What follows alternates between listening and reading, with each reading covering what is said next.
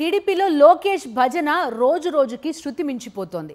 ఒకరితో మరొకరు పోటీ పడి మరి ఉత్తరాంధ్ర టీడీపీ నేతలు పొగడ్తల్లో ముంచెత్తుతున్నారు. చిన్న పెద్ద అని తేడా లేకుండా లోకేష్ సేవలో మునిగిపోయారు నేతలు.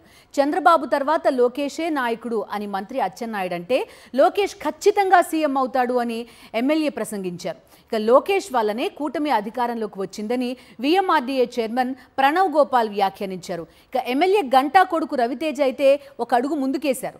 లోకేష్ ఏకంగా ప్రధాని అయిపోతారు అని తెలిపారు. లోకేష్ పదవిపై మాట్లాడొద్దు అంటూ ఎల్లో మీడియాకి చంద్రబాబు లీకులిస్తుంటే ఈ తతంగమంతా చంద్రబాబు కనుసన్నల్లోనే జరుగుతోంది అనే ప్రచారం మరోవైపు కనిపిస్తోంది. దీని గురించి మాట్లాడబోతున్నాం. నాయుడు మనతో పాటు జాయిన్ అవుతున్నారు. నాయుడు చెప్పండి, చూస్తున్నాం లోకేష్కి సంబంధించి రోజుకొక స్టేట్మెంట్. ఒకళ్ళు డిప్యూటీ సీఎం అంటారు, సీఎం అంటారు, ఏకంగా రవితేజ అయితే ఏకంగా ప్రధానే అయిపోతారు అనేది చూస్తున్నాం. ఏకంగా దావోస్లో కూడా ఇదే స్టేట్మెంట్ టీజీ భరత్ నుంచి చూసాం మనం.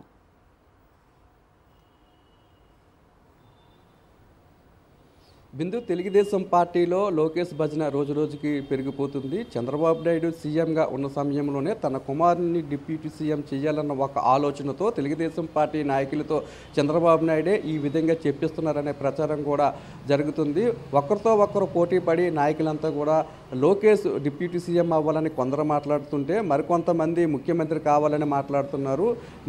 మాజీ మంత్రి గంటా శ్రీనివాసరావు కుమారుడు రవితేజ అయితే ఇంకొక అడుగు ముందుకు వేసి లోకేష్ ప్రధానమంత్రి అవుతాడు, ఆయనకి అన్ని అర్హతలు కూడా ఉన్నాయని చెప్పి మాట్లాడుతున్నారు. గత వారం రోజుల నుంచి కూడా ఇదే చర్చ తెలుగుదేశం పార్టీలో జరుగుతుంది. మరోవైపు లోకేష్కి డిప్యూటీ సీఎం పదవి ఇస్తారనే ప్రచారం మీద మరోవైపు జనసేన పార్టీ శ్రేణుల్లో తీవ్రమైన అసంతృప్తి వ్యక్తమవుతుంది. చంద్రబాబు నాయుడు పవన్ కళ్యాణ్కు డిప్యూటీ సీఎం పదవి ఇచ్చేటప్పుడు ఒక్కడే డిప్యూటీ సీఎంగా ఉంటారని చెప్పి హామీ కూడా ఇవ్వడం జరిగిందని, ఇప్పుడు తన కుమారుణ్ణి మళ్ళీ తెరపైకి తీసుకువచ్చి పవన్ కళ్యాణ్కు పోటీగా మరొక డిప్యూటీ సీఎం చేయాలనే ఆలోచనలో ఉన్నాడని చెప్పి జనసేన పార్టీ శ్రేణులు గత వారం రోజుల నుంచి కూడా తెలుగుదేశం పార్టీ శ్రేణుల మీద తీవ్ర స్థాయిలో మండిపడుతున్నాయి. అయితే దీని నుంచి డైవర్ట్ చేయడం కోసము కొత్త అంశాన్ని చంద్రబాబు నాయుడు తెర మీదకి తెచ్చారు.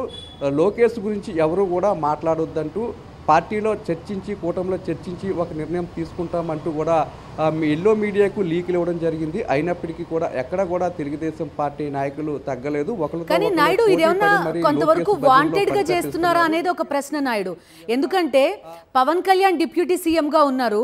ఈ నేపథ్యంలో కొంతవరకు ఆయన చేస్తున్న కామెంట్స్ వీటన్నిటిని చెక్ పెట్టడానికి ఇలాంటి ఒక అంశం తెరపైకి తెచ్చారా అని చంద్రబాబు నాయుడుకి ఉంది. కాబట్టి ఎవరు ఎన్ని మాట్లాడుతున్నప్పటికీ కూడా లోకేష్ను ప్రమోట్ చేస్తున్నారనే అభిప్రాయం అయితే సర్వత్రా వ్యక్తమవుతుంది. ఆ ప్రచారం ఎంతవరకు చేరిందంటే మండల స్థాయి నుండి చివరికి దావోస్ పర్యటనలో కూడా పెట్టుబడులు తేవడానికి వెళ్ళిన సమావేశంలో కూడా ఇదే అంశాన్ని ప్రస్తావించారంటే ఎంత పకడ్బందీగా లోకేష్ని డిప్యూటీ సీఎం చేయాలన్న ఆలోచనలో చంద్రబాబు నాయుడు ఉన్నారనే విషయం అయితే మనకి అర్థమవుతుంది. బిందు. ఓకే.